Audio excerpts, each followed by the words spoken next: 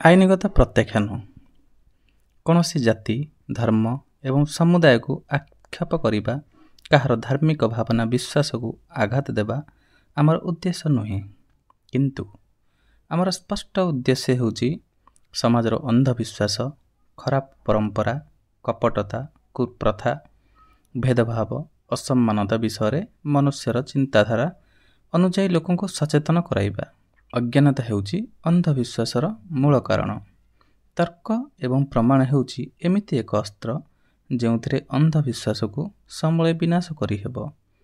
Truth of Odia channel ଭାରତୀୟ ସମ୍ବିଧାନର ପ୍ରବନ୍ଧ 51A ଅନୁଯାୟୀ ବୈଜ୍ଞାନିକ ଚେତନା ଓ ମାନବବାଦୀ ସ୍ୱଭାବ ଏବଂ ମୌଳିକ କର୍ତ୍ତବ୍ୟକୁ ପ୍ରୋତ୍ସାହିତ କରେ। ଭାରତୀୟ ସମ୍ବିଧାନ ପ୍ରବନ୍ଧ 19(1) କ ଅନୁଯାୟୀ ସମସ୍ତଙ୍କୁ ବକ୍ତବ୍ୟ ଏବଂ ଅଭିବ୍ୟକ୍ତିର ସ୍ୱାଧୀନତାର ଅଧିକାର ଦିଆଯାଇଛି। ଅଙ୍କ ଜ୍ୟୋତିଷ କେତେ ଦୂର ସତ? ମଣିଷ ଜୀବନରେ ସର୍ବଦା ଅନିଶ୍ଚିତତା ଲାଗି ରହିଛି। କେତେବେଳେ କାହା ଜୀବନରେ କ'ଣ ଘଟିବ କେହି ଜାଣନ୍ତି ନାହିଁ। ସେଥିପାଇଁ ଭବିଷ୍ୟତରେ କ'ଣ ଘଟିବ ତାହା ଆଗରୁ ଜାଣିପାରିବାର ଉତ୍କଣ୍ଠା ମଣିଷର ଏକ ସହଜାତ ପ୍ରବୃତ୍ତି। ଭବିଷ୍ୟତ ପାଇଁ ଚିନ୍ତା କରିବା ଏବଂ ପରିଣାମଗୁଡ଼ିକର ସମ୍ଭାବନାଗୁଡ଼ିକ ଉପରେ ତର୍ଜମା କରି କର୍ମ ନିର୍ଦ୍ଧାରଣ କରିବା ଜ୍ଞାନକୁ ଅଦୂରଦର୍ଶିତା ବୋଲି ଆମେ ମାନିବା ଉଚିତ ନୁହେଁ। କିନ୍ତୁ କୌଣସି ଜ୍ୟୋତିଷ ପାଖକୁ ଯାଇ ଅବୈଜ୍ଞାନିକ ପଦ୍ଧତିରେ ଗ୍ରହ ନକ୍ଷତ୍ରର ପ୍ରଭାବ ସମ୍ପର୍କରେ ଗଣନା କରି ଭବିଷ୍ୟତର କାର୍ଯ୍ୟପନ୍ଥା ସ୍ଥିର କରିବା ଆଦୌ ତର୍କସଙ୍ଗତ ନୁହେଁ।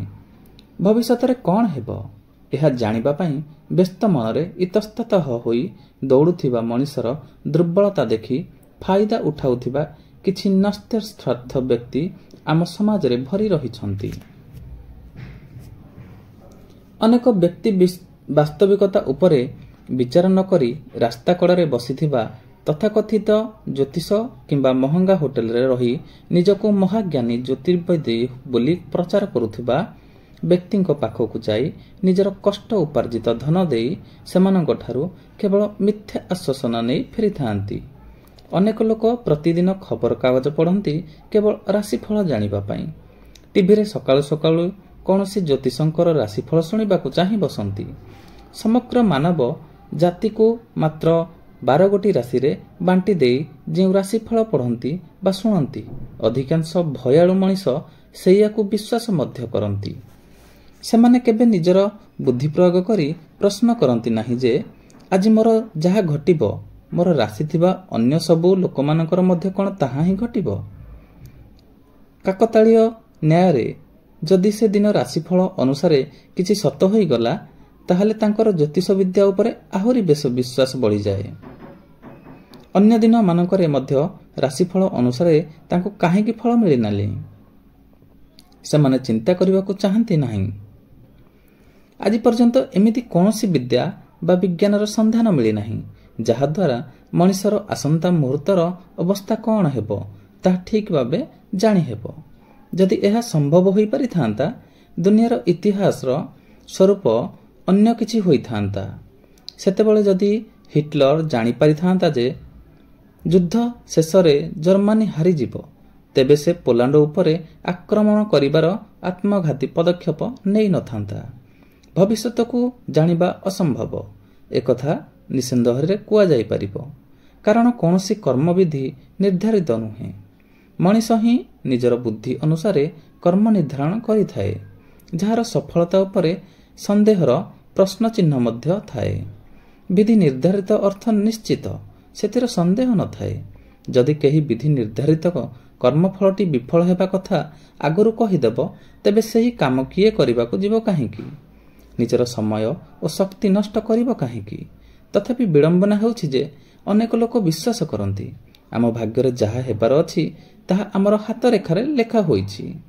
ଜ୍ୟୋତିଷମାନେ ସେହି ରେଖାର ଭାଷା ବୁଝିପାରନ୍ତି। ଲୋକମାନଙ୍କର ଏହି ବିଶ୍ୱାସ ଯୋଗୁଁ ହସ୍ତରେଖା ବିଶାରଦ, ଜ୍ୟୋତିଷ ଶାସ୍ତ୍ର ବିଶାରଦ, ଅଙ୍କ ଜ୍ୟୋତିଷ ବିଶାରଦ ଭଳି ଅବୈଜ୍ଞାନିକ ତଥା ପ୍ରଦାନ କରୁଥିବା ବ୍ୟକ୍ତିଗଣ ସାଧାରଣ ଜନତାକୁ ଭ୍ରମିତ କରିଥାନ୍ତି। ଅଙ୍କବିଦ୍ୟାର ରହସ୍ୟ କ'ଣ? ଅଙ୍କବିଦ୍ୟାରେ ସମସ୍ତଙ୍କ ଅଙ୍କକୁ ବାରମ୍ବାର ଯୋଗ କରି 1ରୁ 9 ଅଙ୍କ ମଧ୍ୟରେ ରହିବା ଭଳି ଯୋଗ କରାଯାଏ। ସେହି ଯୋଗଫଳ ଆଧାରରେ ଜ୍ୟୋତିଷ ଆପଣଙ୍କ ଭବିଷ୍ୟତରେ ସମସ୍ତ ଉନ୍ନତି ଅବନତି କଥା କହିପାରିବ ବୋଲି ଦାବି କରିଥାନ୍ତି।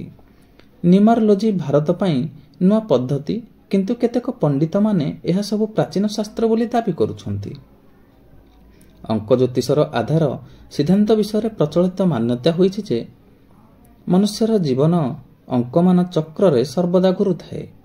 ଏହି ଅଙ୍କଗୁଡ଼ିକର ଏକ ନିର୍ଦ୍ଧାରିତ ଗତିପଥ ରହିଛି ଏବଂ ପ୍ରତ୍ୟେକ ଅଙ୍କର ଏକ ବିଶିଷ୍ଟ ଗୁଣ ରହିଛି, ଯାହାକି ସମ୍ବନ୍ଧିତ ବ୍ୟକ୍ତି ସହିତ ସଂଯୋଗ କରିଥାଏ।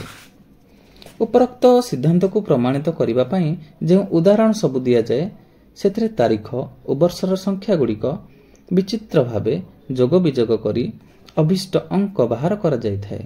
ସାଧାରଣତଃ ନେପୋଲିଅନ ବୋନାପୋର୍ଟ, ହିଟଲର କିମ୍ବା ଆମେରିକାର ବିଶେଷ କିଛି ଐତିହାସିକ ଘଟଣାର ଉଲ୍ଲେଖ କରି ପ୍ରମାଣ କରିବାକୁ ଚେଷ୍ଟା କରାଯାଏ। ଆମେରିକାରେ ଯଦିଓ ହଜାର ହଜାର ମହତ୍ତ୍ୱପୂର୍ଣ୍ଣ ଘଟଣା ଘଟିଛି, କେବଳ ଅଙ୍କର ମହତ୍ତ୍ୱ ପ୍ରମାଣ କରିବା ପାଇଁ ଗୋଟିଏ ଅଙ୍କ ଜ୍ୟୋତିଷ ପୁସ୍ତକରେ 4, 13, 22 ତାରିଖରେ ଘଟିଥିବା ମୋଟ 17ଟି ଗୋଟି ଘଟଣାର ଉଲ୍ଲେଖ ଅଛି। ସେଥିରୁ କେତୋଟି ମାତ୍ର ସଂଖ୍ୟା ସହିତ ସମ୍ବନ୍ଧ ଜଣାପଡ଼ୁଛି, ଯଥା ଆମେରିକାର 13 ଗୋଟି ରାଜ୍ୟ, ଆପୋଲୋ 13, ରାଷ୍ଟ୍ରୀୟ ଧ୍ୱଜରେ 13 ଗୋଟି ରଙ୍ଗ ରହିଛି। ଜଣେ ପ୍ରସିଦ୍ଧ ଭାରତୀୟ ଅଙ୍କଶାସ୍ତ୍ରୀଙ୍କ 3ଟି ପୁସ୍ତକରେ ପରସ୍ପର ବିରୋଧୀ ସିଦ୍ଧାନ୍ତ ପ୍ରତିପାଦିତ ହୋଇଛି। ଗୋଟିଏ ପୁସ୍ତକରେ ଲେଖା ଅଛି, ଯଦି କୌଣସି ବ୍ୟକ୍ତିଙ୍କ ଜନ୍ମ 23 ତାରିଖରେ ହୋଇଛି, ତେବେ ତାଙ୍କର ଆତ୍ମାଙ୍କ ଅଙ୍କ ହେବ 2 ଯୁକ୍ତ 3 ଅର୍ଥାତ୍ 5। ସେହି ବ୍ୟକ୍ତିଙ୍କ ସମ୍ପୂର୍ଣ୍ଣ ଜୀବନର ଭବିଷ୍ୟ ଫଳ ଏବଂ ଅନ୍ୟ ଆତ୍ମାଙ୍କ ଥିବା ବ୍ୟକ୍ତିଙ୍କ ସହିତ ତାଙ୍କର ସମ୍ପର୍କ କିପରି ରହିବ ଜାଣିବା ପାଇଁ 5 ଅଙ୍କକୁ ହିଁ ବ୍ୟବହାର କରାଯିବ। ଦ୍ୱିତୀୟ ପୁସ୍ତକରେ ଲେଖା ଅଛି, ଭବିଷ୍ୟତ ଫଳ ଜାଣିବା ପାଇଁ ତାରିଖର ବ୍ୟବହାର କରାଯାଏ। ଇଂରାଜୀ ପଦ୍ଧତିରେ ରାତ୍ରି 12 ଘଣ୍ଟା ସମୟରେ ତାରିଖ ବଦଳିଥାଏ। ସେହି ଜନ୍ମ ତାରିଖରେ ଶତାବ୍ଦୀର ସଂଖ୍ୟାକୁ ଯୋଗ କରାଯାଏ। ଅର୍ଥାତ୍ ଯଦି କୌଣସି ବ୍ୟକ୍ତିଙ୍କ ଜନ୍ମ 21/4/1935ରେ ହୋଇଛି, ତେବେ 21/4/35 ବୋଲି ହିଁ ଗଣନା କରାଯିବ। ସାଲ ଭିତରେ 19 ଲେଖିବା ଆବଶ୍ୟକ ନାହିଁ।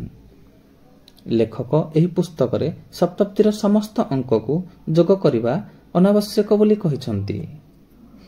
ତୃତୀୟ ପୁସ୍ତକରେ ଲେଖା ଅଛି, କୌଣସି ଲୋକର ଯଦି ଜନ୍ମ ତାରିଖ 8/9/1969 ଅଛି, ତେବେ ତାହାର ମୋଟ ଯୋଗଫଳ 6 ହେବ ଆତ୍ମାଙ୍କ। ଉପରୋକ୍ତ ସମସ୍ତ ଉଦାହରଣରୁ ସ୍ପଷ୍ଟ ହୋଇଯାଇଛି ଯେ ଅଙ୍କ ବିଦ୍ୟାର ବିଜ୍ଞାନ ସମ୍ମତ ତଥ୍ୟ କିଛି ନାହିଁ। ଅଙ୍କ ବିଦ୍ୟାର କୌଣସି ନିଶ୍ଚିତ ସିଦ୍ଧାନ୍ତ ନଥାଇ ମଧ୍ୟ ଅଙ୍କ ଜ୍ୟୋତିଷ ବିଜ୍ଞାନ ସମ୍ମତ ବୋଲି ଦାବି କରି ଜ୍ୟୋତିଷମାନେ ଲୋକମାନଙ୍କୁ ଭ୍ରମିତ କରୁଛନ୍ତି। ଆଜିକାଲି କେତେକ ଶିକ୍ଷିତ ବ୍ୟକ୍ତି ଗ୍ରହ ନକ୍ଷତ୍ରର ପ୍ରଭାବକୁ ଫଳିତ ଜ୍ୟୋତିଷ ଶାସ୍ତ୍ର ଦ୍ୱାରା ଅବୈଜ୍ଞାନିକ ପଦ୍ଧତିରେ ଗଣନା କରି ଭବିଷ୍ୟବାଣୀ ଶୁଣାଉଥିବା ଜ୍ୟୋତିଷମାନଙ୍କୁ ଅସ୍ୱୀକାର କରୁଥିଲେ ମଧ୍ୟ ନ୍ୟୁମରୋଲୋଜି ଏକ ବିଜ୍ଞାନସମ୍ମତ ଗଣନା ବୋଲି ବିଶ୍ୱାସ କରୁଛନ୍ତି। ସିନେମା ଜଗତରେ ଅଙ୍କ ବିଦ୍ୟାର ବହୁଳ ପ୍ରଚଳନ ଦେଖିବାକୁ ମିଳୁଛି। ସିନେମାର ନାମ, କଳାକାରଙ୍କ ନାମ ଆଦି ବନାନରେ ପରିବର୍ତ୍ତନ କରି ସଫଳତା ପାଇବାକୁ ବିଶ୍ୱାସ କରୁଛନ୍ତି। ଗତ 1999 ଶତାବ୍ଦୀର ଅନ୍ତିମ ଦିନ 2000 ମସିହା ଆରମ୍ଭ ଡିସେମ୍ବର 31 ତାରିଖ ରାତି 12 ଘଣ୍ଟା ସମୟରେ ଗର୍ଭସ୍ଥ ଶିଶୁର ଜନ୍ମ ପାଇଁ ଲୋକମାନଙ୍କ ଭିତରେ ଯେଉଁ ଉତ୍ସାହ ଉଦ୍ଦୀପନା ଦେଖାଦେଇଥିଲା, ତାହା ଅତୁଳନୀୟ ଥିଲା।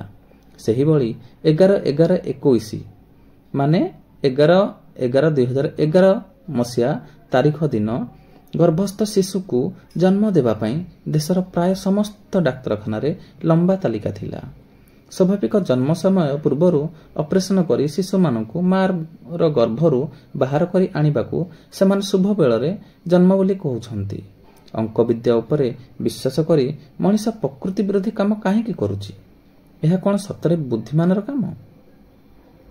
ଅଙ୍କର ସମ୍ବନ୍ଧ କେବଳ ତାରିଖ ପର୍ଯ୍ୟନ୍ତ ସୀମିତ ନୁହେଁ, ଏହାକୁ ଅକ୍ଷରଗୁଡ଼ିକ ସହ ମଧ୍ୟ ଯୋଡ଼ା ଯାଇଥାଏ।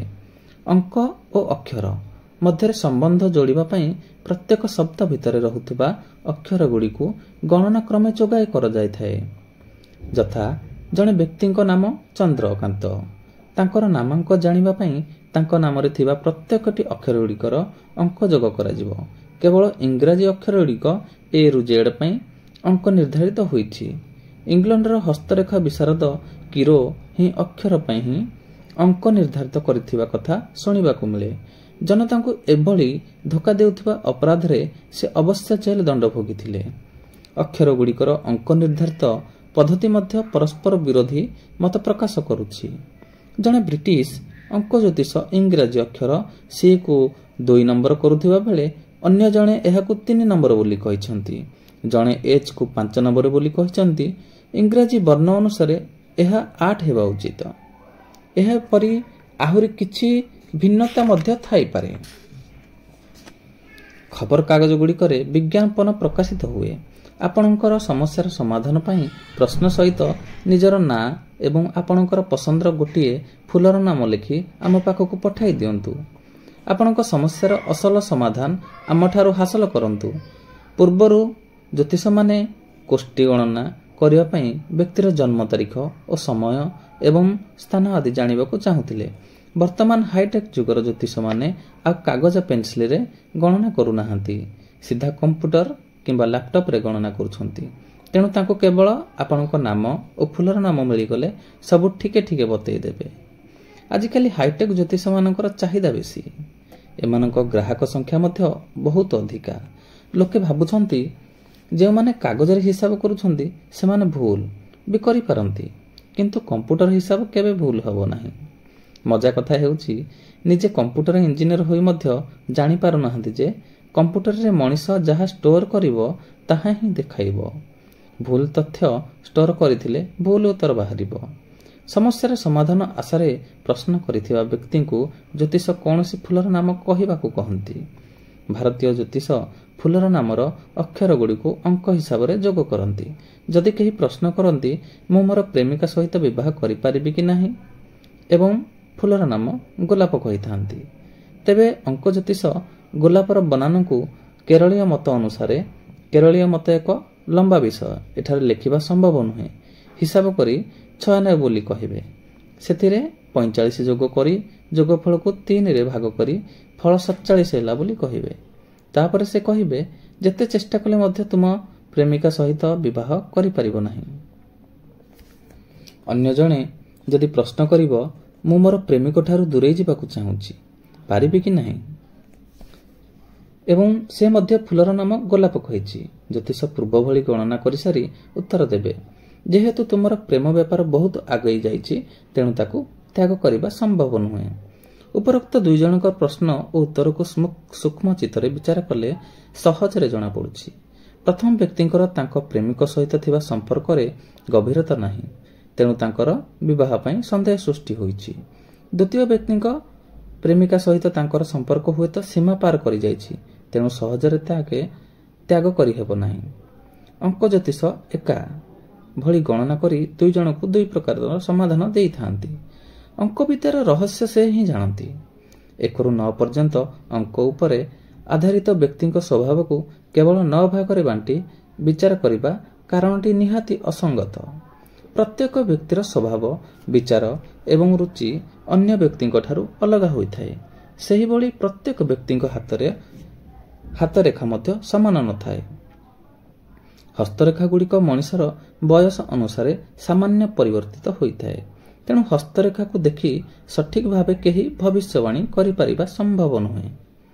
ହସ୍ତରେଖା ବିଶେଷଜ୍ଞମାନଙ୍କ କଥାକୁ ଯଦି ଆପଣ ଧ୍ୟାନପୂର୍ବକ ଶୁଣିବେ ତେବେ ବୁଝିପାରିବେ ଯେ ଆପଣଙ୍କ ଭବିଷ୍ୟ କଥା କହୁନାହାନ୍ତି, ବରଂ ଆପଣଙ୍କର ପ୍ରଶଂସା କରୁଛନ୍ତି। ଯଥା ଆପଣ ଜଣେ ଦୟାବାନ ବ୍ୟକ୍ତି, ଅନ୍ୟର ଦୁଃଖ ଦେଖି ସହିପାରନ୍ତି ନାହିଁ, ସେଥିପାଇଁ ଆପଣ ଯଥାସାଧ୍ୟ ସାହାଯ୍ୟ କରିବାକୁ ଚେଷ୍ଟା କରନ୍ତି। ଏହିଭଳି କଥା ଶୁଣି ଯେତେ ନିଷ୍ଠୁର ବା ଲୋଭୀ ଲୋକ ହେଲେ ମଧ୍ୟ ଖୁସି ହୋଇଯିବ। ଭବିଷ୍ୟ ବିଷୟରେ ଯାହା କହିବେ ସବୁ ସର୍ତ୍ତମୂଳକ ଥିବ। ଆପଣ ଏୟା କଲେ ସେୟା ହେବ, ସେୟା କଲେ ଏୟା ହେବ, ତେଣୁ ଆପଣଙ୍କର ସଫଳତା ବା ବିଫଳତା ପାଇଁ ଆପଣ ହିଁ ଦାୟୀ, ସେ ନୁହନ୍ତି। ତାଙ୍କର ପାଉଣା ପାଇବାର କୌଣସି ଅସୁବିଧା ନାହିଁ। ଆଜିର ସମୟରେ ଆମର ଇଲେକ୍ଟ୍ରୋନିକ୍ସ ଏବଂ ସୋସିଆଲ ମିଡ଼ିଆର ପ୍ରଭାବ ଯୋଗୁଁ ଧର୍ମଗୁରୁ, ଜ୍ୟୋତିଷ ଓ ରାଜନୈତିକ ନେତାମାନଙ୍କ ମୁଣ୍ଡରେ ନୀତି ନୂଆ ନୂଆ ଭିତ୍ତିହୀନ ବିଶ୍ୱାସ ଜନ୍ମ ହେଉଛି। ସେସବୁ ଗଣମାଧ୍ୟମରେ ପ୍ରଚାର କରି ନିଜର ସ୍ୱାର୍ଥ ସାଧନ କରୁଛନ୍ତି। ତେଣୁ ତେଣୁ ଜନସାଧାରଣ ନିଜର ତର୍କ ବୁଦ୍ଧି ଓ ବୈଜ୍ଞାନିକ ଦୃଷ୍ଟିକୋଣରୁ ବିଚାର କରି ଏମାନଙ୍କର ମାୟାଜାଲରୁ ନିଜକୁ ମୁକ୍ତି ରଖନ୍ତୁ। ଭିଡ଼ିଓ ଭଲ ଲାଗିଲେ ଲାଇକ୍ କରନ୍ତୁ, କମେଣ୍ଟ ବକ୍ସରେ ନିଜର ମତାମତ ଦିଅନ୍ତୁ। ଭିଡ଼ିଓ ଭଲ ଲାଗିଲେ ଭିଡ଼ିଓକୁ ସେୟାର ମଧ୍ୟ କରନ୍ତୁ। ନୂଆ ଭିଡ଼ିଓ ଦେଖିବା ପାଇଁ ଟ୍ରୁଥ୍ ଅଫ୍ ଓଡ଼ିଆ ଚ୍ୟାନେଲକୁ ସବସ୍କ୍ରାଇବ୍ କରନ୍ତୁ ଏବଂ ବେଲ୍ ଆଇକନକୁ ଦବାଇ ଦିଅନ୍ତୁ। ପରବର୍ତ୍ତୀ ନୂଆ ଭିଡ଼ିଓକୁ ଦେଖିବା ପାଇଁ ଅପେକ୍ଷା କରନ୍ତୁ। ଦେଖାହେବ ପୁଣି ଆଉ ଏକ ଶିକ୍ଷଣୀୟ ଭିଡ଼ିଓରେ। ନମସ୍କାର।